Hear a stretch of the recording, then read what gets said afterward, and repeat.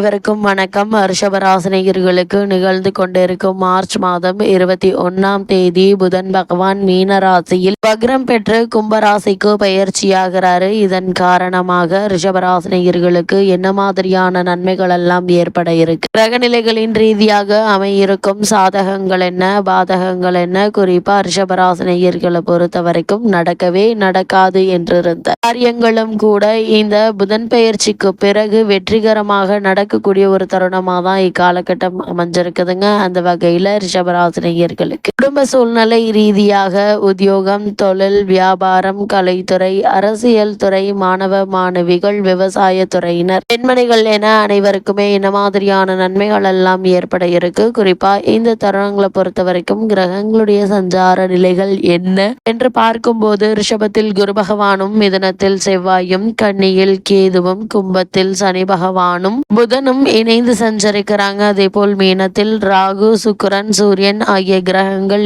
இணைந்து சஞ்சரிக்கிறாங்க. இந்த கிரகங்களுடைய சஞ்சார நிலைகளின் காரணமாக என்ன மாதிரியான முன்னேற்றங்கள் எல்லாம் ஏற்பட இருக்கு என்பது குறித்தான முழுமையான பதிவை தான் இந்த வீடியோல நம்ம விரிவா பார்க்க போகிறோம். அதற்கு முன்னாடி புதன் பகவானை பற்றி சற்று விரிவாக தெரிந்து கொள்வோம். புதன் பகவானை பொறுத்த வரைக்கும் பொன் கிடைத்தாலும் புதன் கிடைக்காது என்பார்கள் இந்த இடத்தில். அதாவது இந்த இடத்தில் பொன் என்பது செல்வத்திற்கான அதிபதி குருவை குறிக்கும். ஜாதகத்தில் குருவினுடைய பலம் இருப்பதை விட புதன் பலமாக இருக்க வேண்டும் என்பதையே சூட்சமமாக குறிப்பிடுகின்றனர். குறிப்பாக கல்வி, கலை, வித்தைகளுக்கு அதிபதி புதன் கிரகம். எந்த ஒரு விஷயத்தையும் கண்ணால் பார்த்தவுடன் அதை கையால் செய்வதற்கு புதனுடைய அனுகிரகம் வேண்டும். கற்றவர்களுக்கு சென்ற இடமெல்லாம் சிறப்பு. நன்கு படித்தவர்கள் கை நிறைய சம்பளம் வாங்குவதை கண்கூடாக பார்க்கிறோம். நம் வாழ்க்கைக்கு அடிப்படையான கல்வி செல்வத்தை வழங்குபவர் புதன் பகவான்.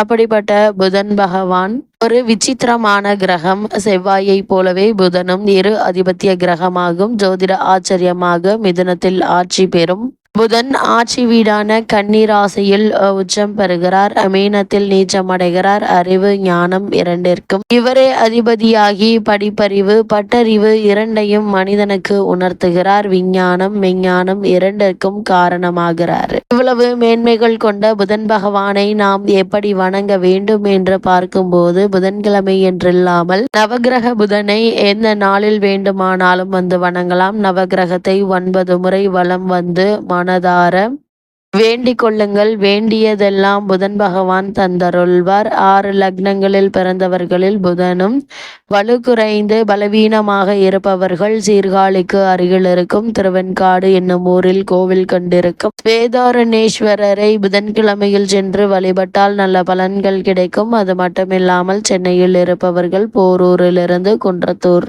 செல்லும் வழியில் இருக்கும் கோவிலூரில் குடிக்கொண்டிருக்கும் சுந்தரேஸ்வரரை வணங்கினால் கூடுதலான பலன்கள் பெறலாம் என கூறப்படுகிறது. அந்த வகையில ரிஷபராசினியர்களுக்கு இந்த புதன் பகவானுடைய பெயர்ச்சியின் காரணமாக என்ன மாதிரியான நன்மைகள் எல்லாம் உங்களுடைய வாழ்வில் ஏற்பட இருக்கு என்று பார்க்கும்போது உங்களுடைய ராசிக்கு 11ஆம் இடம் லாபம் தரும் இடம் என்பதால நினைத்த எண்ணங்கள் அனைத்துமே பூர்த்தி அடையக்கூடிய ஒரு தருணமாக தான் இந்த புதன் பெயர்ச்சி அமைஞ்சிருக்குதுங்க. அது மட்டும் இல்லாம அந்த இடத்தில் ராசிநாதன் அமர்ந்திருப்பது சிறப்பான யோக பலன்களை தரக்கூடிய ஒரு நிலை என்பதையும் கிரக நிலைகள் தெளிவுபடுத்துது. உங்களுடைய ராசிக்கு ராகுவும் லாபஸ்தானத்தில் இருப்பதால் பொருளாதார உயர்வு தடையின்றி இருக்குங்க. வணிகத்தில் நல்ல லாபம் கிடைக்க இருக்குது. போட்டிகள் இருந்தாலும் அதையும் சமாளித்து வெற்றி காணக்கூடிய ஒரு தருணமா இக்காலகட்டம் அமைஞ்சிருக்குதுங்க. தொழிலில் புது உத்வேகத்தை காணலாங்க. பொது வாழ்வில் உள்ளவர்கள் பதவியும் கௌரவம் உயருங்க. வெளிநாட்டில் பணிபுரிபவர்களுக்கு, வெளிநாட்டு வேலைக்கு விண்ணப்பித்தவர்களுக்கு சாதகமான ஒரு காலகட்டமாக தான் இந்த புதன் பெயர்ச்சி அமைஞ்சிருக்குதுங்க. அதே போல கலைஞர்கள் புதிய உச்சத்தை தொடும் புதிய வாய்ப்புகள் கிடைக்க இருக்குது. கிடைக்கக்கூடிய சாதகங்களையும் வாய்ப்புகளையும் பயன்படுத்தி கொள்வது உங்களுடைய திறமையில் இருக்குதுங்க. அதே போல ராசியில் குரு அமர்ந்திருப்பதால தொடர் தடைகள் இருந்து கொண்டே இருக்குங்க. உயர்வுக்கேற்ற அலைச்சல் இருக்குங்க. சூரியன் சனி இணைந்திருப்பதால அதிகமான பணிச்சுமையும் அதனால் ஆரோக்கியத்தில் சில இடையூறுகளும் இருக்குங்க. தேவையில்லாத மனக்கசப்புகள் வருவதற்கு வாய்ப்புகள் உண்டு. அதனால் கவனமாகவும் எச்சரிக்கையாகவும் இருப்பது அவசியம் என்பதை கிரக நிலைகள் தெல்ல தெளிவாக அறிவுறுத்த அறிவுறுத்துது. அது மட்டும் இல்லாம ரிஷபராசினியர்களை பொறுத்த வரைக்கும் இக்காலகட்ட கிரக நிலைகளை பொறுத்த வரைக்கும் கிரக கூட்டணி லாபஸ்தானத்தில் சூரியன், சுக்கிரன், புதன் மற்றும் ராகு ஆகியவை அளிக்கக்கூடிய யோக பலன்களை அளிக்கக்கூடிய நிலையில் இருப்பதால பண பற்றாக்குறை என்பது சிறிதும் இருக்காதுங்க. செலவுகள் என்பது கட்டுக்கடங்கியே இருக்குங்க. எதிர்பாராத பண வரவிற்கு சாத்தியக்கூறுகள் இருக்குது. அந்நிய நாட்டில் பணியாற்றி வரும் பெண் அல்லது பிள்ளையினுடைய பண உதவி தக்க தருணத்தில் உங்களுக்கு கிடைக்குங்க. பழைய கடன்கள் இருந்துச்சு அப்படின்னா அவை அனைத்தையும் அடைத்து உங்களுடைய பொருளாதார நிலையை சீர் செய்து கொள்ள அரிய ஒரு சந்தர்ப்பமாக இந்த புதன் பெயர்ச்சி அமைஞ்சிருக்குது. அதே போல திருமண சம்பந்தமான முயற்சிகளை மேற்கொண்டு வரும் ரிஷபராசியினருக்கு ஏற்பட்டு வந்த தடங்கல்கள், தாமதங்கள், குழப்பங்கள் அனைத்துமே நீங்கி ஒரு சிறு முயற்சியிலேயே நல்ல ஒரு வரன் அமைவதற்கான வாய்ப்புகள் இருக்குதுங்க. இருந்தாலும் உங்களுடைய ஜென்ம ராசியில் குரு பகவான் இருப்பதால வரனை பற்றி தீர விசாரித்து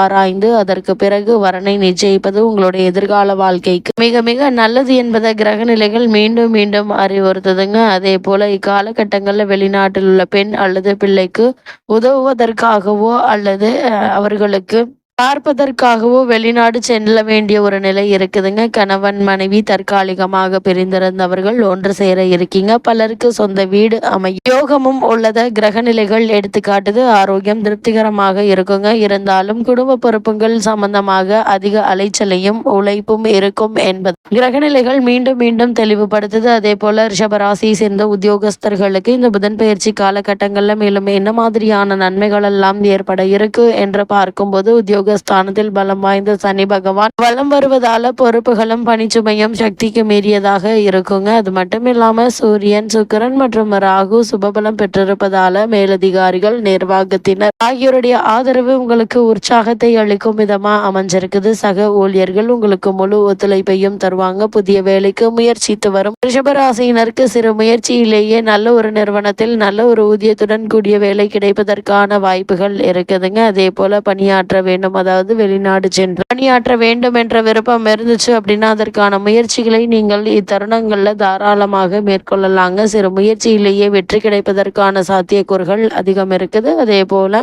மாணவ மாணவிகளை பொறுத்த வரைக்கும் கல்விக்கு முன்னேற்றத்தை தரக்கூடிய கிரகங்கள் உங்களுக்கு சாதகமாக இருப்பதால படிப்பில் நல்ல ஒரு முன்னேற்றத்தை உங்களால் காண முடியுங்க. அது மட்டும் இல்லாம போட்டிகள் உங்களுக்கு வெற்றியை உறுதி செய்யுங்க. விசேஷ உயர்கல்விக்கு வாய்ப்புகள் கிடைக்க இருக்குது. விவசாயத்துறையினரை பொறுத்த வரைக்கும் விவசாயத்துறையுடன் சம்பந்தப்பட்ட அனைத்து கிரகங்களுமே உங்களுக்கு ஆதரவாக நிலை கொண்டிருப்பதால அடிப்படை வசதிகளுக்கு எந்த ஒரு குறையும் இருக்காது. விளைச்சலை பார்த்தாலே உங்களுடைய மனம் மலருங்க. அதே போல ரிஷபராசியை சேர்ந்த பெண்மணிகளை பொறுத்த வரைக்கும் குரு பகவான் அனுகூலமற்ற நிலையில் சஞ்சரித்தாலும் சனி, சுக்கிரன் உள்ளிட்ட மற்ற கிரகங்கள் ஓரளவு உங்களுக்கு சுபபலம் பெற்றிருப்பதால குடும்ப பொறுப்பை ஏற்றுள்ள பெண்மணிகளுக்கு குடும்ப சூழ்நிலை நிம்மதியை தருங்க. திருமணமான பெண்மணிகளுக்கு உத்தியோகம் காரணமாக கணவரிடமிருந்து தற்காலிகமாக பிரிந்திருந்தவர்களும் கூட ஒன்று சேர இருக்கீங்க என்பதை கிரக நிலைகள் தெளிவாக அறிவுறுத்துது. ரிஷபராசியை சேர்ந்தவர்களுக்கு கிரக நிலைகளின் ரீதியாக கூறப்படும் பரிகாரம் என்ன என்று பார்க்கும்போது சனிக்கிழமை தோறும் பெருமாள் ஆலயத்திற்கு சென்று நெய் தீபம் ஏற்றி வழிபடுங்க. எண்ணற்ற நன்மைகள் உங்களுடைய வாழ்வில் ஏற்படும்.